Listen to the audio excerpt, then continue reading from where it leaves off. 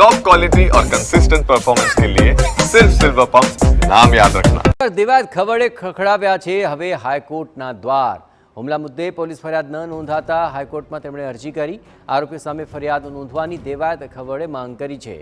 અહીં મુદ્દામાલ શોધી અને પરત કરવા પોલીસને નિર્દેશ આપવાની અરજીમાં માંગ કરવામાં આવી છે।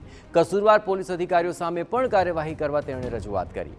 આગામી દિવસોમાં અરજી પર સુનાવણી હાથ ધરાશે। आज मामले વધુ વિગતે વાત કરવા માટે જોડાઈ રહ્યા છે ટીવી 9 સંવાદદાતા રોનક વર્મા। રોનક, દેવાયત ખબર છેલ્લા ઘણા સમયથી આ મામલે અનેક માધ્યમો થકી તો કહી રહ્યા હતા, પરંતુ હવે હાઈકોર્ટ સુધી પણ પહોંચ્યા છે। તેમની અરજીમાં કઈ કઈ બાબતોનો ઉલ્લેખ છે? થોડા દિવસ અગાઉ અમદાવાદના ગ્રામ્ય વિસ્તારમાં લોક કલાકાર દેવાયત ખબર છે તેમની ગાડી જે અધવચ્ચે રોકીને જે પ્રકારની ઘટના સામે આવી હોવાની જે તેમને મૌખિક ફરિયાદ છે તે કરી હતી, પરંતુ ખુદ તેઓ અને તેમના માણસો જે છે તેમના સાથે પોલીસ સ્ટેશન પહોંચતા જે ફરિયાદ છે તે નોંધવાની પ્રક્રિયા હાથ ન ધરાતા આખરે તેમના દ્વારા ગુજરાત હાઈકોર્ટના જે દ્વાર છે તે ખખડાવવામાં આવ્યા છે।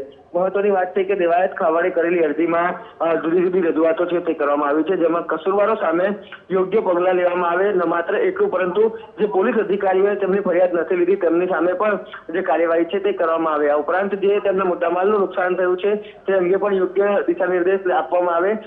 એમ ન માત્ર એટલું પરંતુ જે યોગ્ય કસૂરવારો છે તેમના સામે જે કડકપણે કાનૂની કાર્યવાહી થાય, કાનૂની રાહે કાર્યવાહી થાય તે પ્રકારની માંગ છે તેમના દ્વારા કરવામાં આવી છે। આ સમગ્ર મામલે હવે આગામી દિવસોમાં સુનાવણી હાથ ધરાશે, પરંતુ લોક કલાકાર દેવાયત ખવડે જે પ્રકારે મીડિયાના માધ્યમથી પણ જે રજૂઆતો કરી છે તે હવે કાયદાકીય રાહે આગળ વધી રહી છે।